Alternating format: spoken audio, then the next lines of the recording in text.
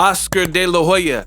I do believe he makes a Shakur Stevenson. He will be a tough test for William Zepeda. Oscar De La Hoya is already setting the stage. He's already putting it out there, planting the seeds early, getting in front of the bullet when it comes to Shakur Stevenson versus William Zepeda, which was recently announced. In this video, I will break that down. Now, I've seen a brand new interview with Oscar De La Hoya of Golden Boy Promotions, and let's jump right into it. He is setting the stage to paint a narrative because of Shakur Stevenson's style. And he basically, I'm not going to play the clip and all that, but he says that Shakur Stevenson has a chance to prove he's not a runner. And William Zepeda stands and throws a lot of punches, and Shakur can prove to the world that he's not a runner. This is a setup, and I'm going to tell you the play before it happens. First of all, notice I give you guys the news. It's not this big bloated intros and outros. We getting right to the money. If you like this type of content where you don't have a bunch of bloated intros and long drawn out videos that don't need to be as long, then make sure you subscribe. What Oscar is doing is what frequently happens to namely black fighters, also Cuban fighters. You could throw them in the mix as well, but definitely black American fighters, where you'll take black fighters and try to marginalize them and paint this narrative that they're yellow belly, scary, scared, and they throw. And instead of like throwing offense, they'll use their feet and roll and dodge shots and basically not be there for fan-friendly fights. Abel Sanchez, another person who was pretty much advocating this same type of rhetoric, where he said that black fighters don't sell because they fight in a style, and I'm paraphrasing, they fight in a style that is not eye-catching and pleasing. I mean, what type of stereotypes are these where you just say black fighters in general can't sell? And then Errol Spence, we look at some of the best fights and the biggest fights, and it proves that notion from Abel has never been true. Sugar Ray Leonard, he can't sell. Mike Tyson, Marvin Hagler, right? More recently, Deontay the Bronze Bomb. Oh my God, to this day. Errol Spence, right? Terrence Crawford, he's not the biggest draw, but he definitely sells at home and he's fun to watch, right? And then as far as like fighting in a style that's boring and all this runner stuff, Gervonta Davis don't fight like that. I have never watched a Gervonta Davis fight that I felt was put me to sleep boring. That's literally never have seen a fight from Gervonta Davis. So it's like these statements, they're put to create damage, right? Even if you look at cinema, right? They said the new movie Sinners, and I've seen it, and I'm going to watch it again. I watched it in the IMAX. Brilliant film. Shout out to the whole Bay Area. Yay, area. I told you the Bay Area is different. Shout out to Ryan Coogler. He got him one. Very, very good movie. I love Sinners. I love the cinematography.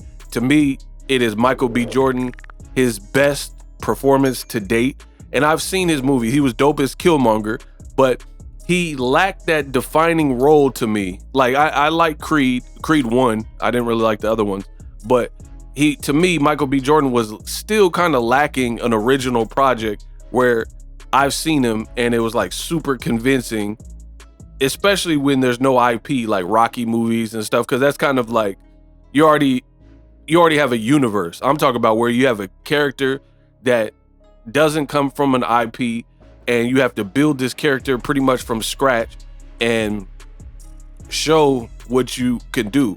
Michael B. Jordan played 2 roles and he got off. Shout out to MBJ. Very good movie. But that film is a black film, you know what I mean, in terms of the cast and storyline and Jim Crow, all that, right? So for all intents and purposes, and it's doing very good, and it's the highest grossing opening for a horror film in like the last 35 years, and it has a very high score. So definitely get out to the theater. It's a movie you should watch in the theater.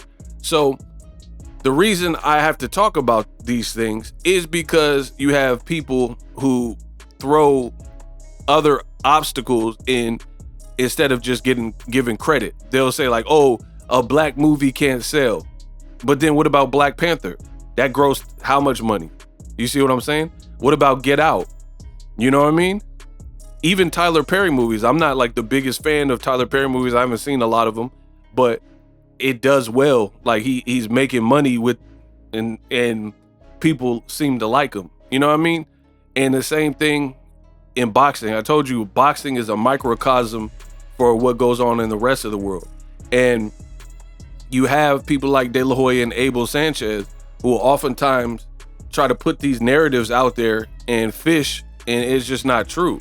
Shakur Stevenson, all he has to do is go in there and beat William Zepeda more rounds than he loses out of 12, period. He don't have to get a knockout. He don't have to do this and that. I mean, sure, it would help his brand if it's exciting and stuff like that. But I said it from the beginning, and I'll continue to say it. Winning is winning. You know, I would rather be a winner and then people scrutinize the performance saying it was boring and I ran and stuff, but my face is untouched. I have all my faculties.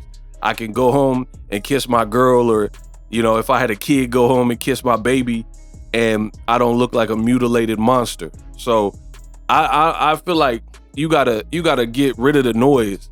There's a lot of noise in boxing, especially since I made people want to do this, get in the digital space and start doing commentary. You got to be careful where you get your information, because a lot of busters and marks, and they don't really know what they're talking about, and they'll lead you to believe that in boxing certain fighters got to do more, and oftentimes those are black fighters and American fighters, right, where they got to do extra or make it exciting. I watch Canelo fights, and a lot of them are not exciting to me. You know, it's like John Ryder, you should be able to put away this guy, and Canelo's in Mexico, all advantages to Canelo, and he can't put away a guy with a broken nose and a guy who really shouldn't have even been there. You know what I mean? So why is it that Shakur got to do all this extra? Gervonta Davis, he got to do extra.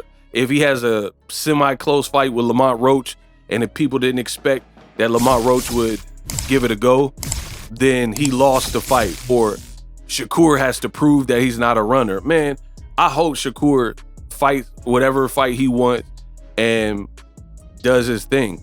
To me, I'm just being real. This is not like an epic fight to me. I fully think Shakur Stevenson will win. You guys, some people said Shakur ducked. Some people said William Zepeda ducked. To me, it looked like William Zepeda ducked, because he wasn't even supposed to rematch Tevin Farmer. He was supposed to just go into the Shakur Stevenson fight. And Zepeda did not convince me in those two Tevin Farmer fights, right? At all. He arguably lost one, if not both of them. Either way, nothing that I've seen in his career, especially in boxing, you're only as good as your recent performances. Nothing in that fight leads me to believe that this is the guy to beat Shakur Stevenson. He doesn't really do anything. No special effects, as Floyd Mayweather would say. None. No CGI, no special effects. He's straight up and down. He throws a lot, and he has some power. Pretty standard. Shakur is an Olympian.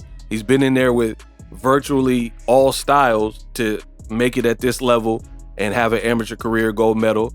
So to me, the only chance that Zepeda would have is if Shakur Stevenson, if he hurts his hands or something in the fight and he's like one-handed. That would be bad, like the Padley fight. If Shakur's hands aren't healthy, because that would be a hard style to keep off of you. Guy who's your height, you know, about your size or bigger, if your hands aren't healthy. But healthy-handed Shakur, I see him beating Zepeda pretty easily. You know, I'm not saying there's not going to be competitive moments, but I don't see what some of y'all see in the fight. But as far as this runner stuff, Shakur, all he got to do is win.